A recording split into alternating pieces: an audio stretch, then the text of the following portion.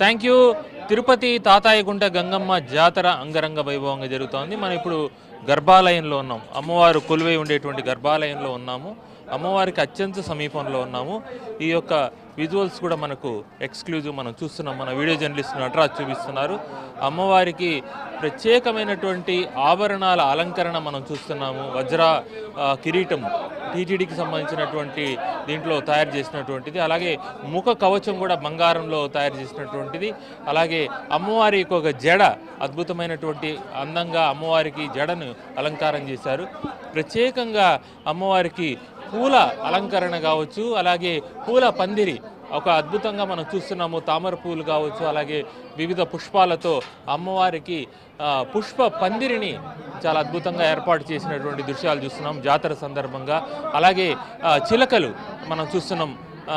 అమ్మవారికి చిలకల అలంకారం కావచ్చు, అలాగే సింహ ఆసనం సింహ నిజంగానే సింహ ఆసనం అంటేనే సింహం పైన కూర్చోవడం. మామూలుగా మనం రాజులకి సింహాసనం ఉంటుందని అంటాము, కానీ సింహం రూపంలో ఉండేటువంటి ఆసనంలో కూర్చోవడమే సింహ ఆసనం అవుతుంది.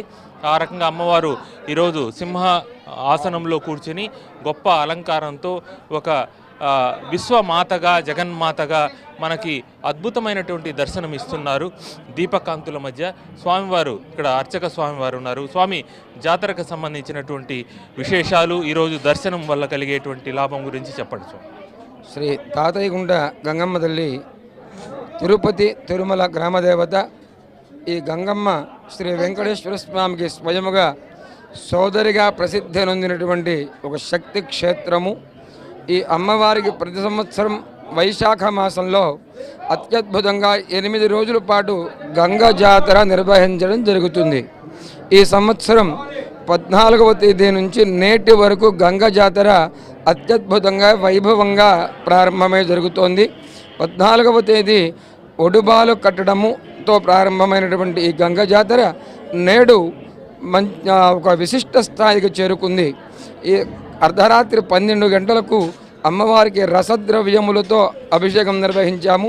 తదుపరి అమ్మవారికి వజ్ర కిరీట ధారణము, స్వర్ణ ముఖ కవచాలంకరణము మరియు పుష్పపు పందిరితో చిలుకలు మొత్తం కూడా అమ్మవారి చుట్టూ గజమాలపై అలంకరింపబడ్డాయి. ఎందుకంటే చిలుకలు రాజశ్యామల రాజమాతంగి దశమహావిద్యలో ఒక మహావిద్య. ఈ రాజమాతంగి దేవతకు చిలుకలు ప్రధానమైనటువంటివి. అందువలన చిలుకలతో అలంకరణ జరిగింది. ఈరోజు గంగ జాతర రోజు అమ్మవారికి తల్లిగారాధన, పొంగలి సమర్పణ వంటి మృక్కుబడులు చేయడం చేత 360 రోజులు సంవత్సర కాలమంతా కూడా శ్రీ గంగమ్మను దర్శించిన పుణ్యఫల ప్రాప్తమవుతుంది. అందువలన ఈరోజు అమ్మవారికి విశేషంగా భక్తులు దర్శనం చేస్తున్నారు. అంటే రేపు విశ్వరూప దర్శనం ఎలా ఉంటుంది? ఎన్ని గంటలకు స్టార్ట్ అవుతుంది? ఈరోజు రాత్రికి అమ్మవారికి ఎదురుకుండా ఉన్న ధ్వజస్తంభము, దాన్ని విశ్వరూప స్తంభం అంటాము. ఆ స్తంభమునకు విరాట్ విశ్వరూప నిర్మాణం జరుగుతుంది శ్రీ గంగమ్మ తల్లిది. ఆ నిర్మాణములో వల్మీక మృత్తిక, వృక్షముల యొక్క కొన్ని జాతుల మూలికలు, వేళ్ళు కూడా మిశ్రమం చేసి ఆ విశ్వరూప నిర్మాణం చేస్తారు. ఆ విశ్వరూప నిర్మాణం ఉదయాత్ పూర్వం అంటే రేపు తెల్లవారుజామున బ్రాహ్మీ ముహూర్తంలో దర్శనం ఉంటుంది. సూర్యోదయాత్ పూర్వమే చెంప నరకడము అనగా చెంపన ఉన్న మట్టిని కొద్దిగా సడలింపు చేయడంతో ఈ జాతర పరిసమాప్తమవుతుంది.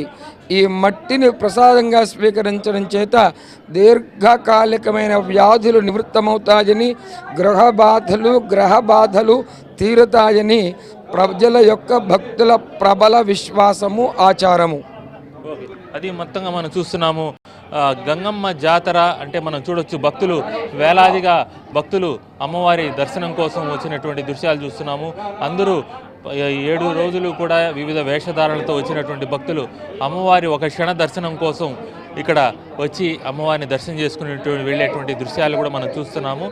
ఒక క్షణకాలం పాటు దర్శనం కోసం గంటల పాటు క్యూ లైన్లో వేచి ఉండేటువంటి దృశ్యాలు మనం చూస్తున్నాము. అలాంటి గొప్ప దర్శనాన్ని మనం ఏబిఎన్ వీక్షకుల కోసం చూపిస్తున్నాము.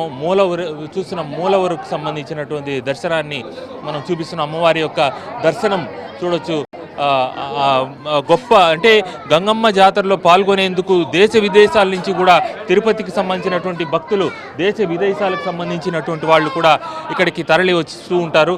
వాళ్ళందరూ కూడా ఈ అమ్మవారి దర్శనము జాతరలో పాల్గొనాలని ప్రత్యేకంగా వచ్చేటువంటి పరిస్థితి ఉంది. ఈసారి ఎన్నికలు సందర్భంగా ఒక వారం రోజులు ఈ యొక్క గంగ జాతరని ప్రభుత్వం